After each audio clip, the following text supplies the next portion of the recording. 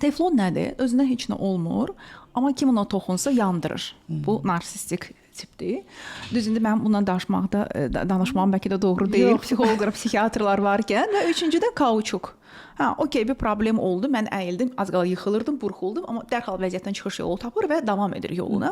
Yəni hər kəs də stresslə baş edə bilmir. Hər kəs də stressi idarə etmək bacarığına sahib deyil və buna görə də bəzən olur ki, məhz bizi xəstələndirən bu ruhumuzun bədənimizə verdiyi əziyyətdir ki, bəli, biz xəstələnirik.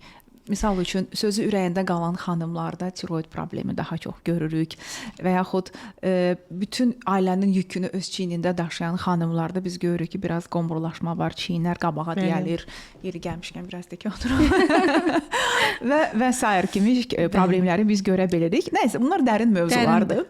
Amma istənilən halda bu davamlı bizim yaşadığımız stres, yəni stres tək ondan getmir ki, kimlənsə dalaşasan və yaxud nədənsə narazı olasan. Yuxusuzluq da stresdir. Hər gün şirniyyat yemək də bədən üçün stresdir. Hər gün şirniyyatlı, yəni şirin qazlı içkilər içmək də bədən üçün stresdir. Yəni bunlar hamısı stresdir əslində bədən üçün. Amma bizə dadlı gəlir. Bəli. Və əslində bu həzz bizi bəzən də xəstələndirir. O anki dad qısa müddətli olur.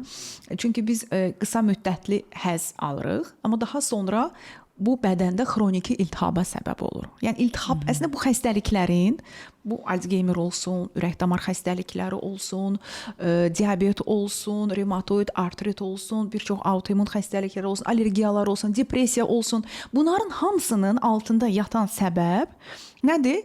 Xroniki iltihabdır. Yəni biri var ki, iltihab deyəndə siz nə başa düşürsünüz misal üçün? Məsələn, boğazın tez-tez ağrıması. Və yaxud nə bilim, əlimi kəsdim, qızardı, şişdi. Bəli. Mütəmadi amma nəsə var da, getmir.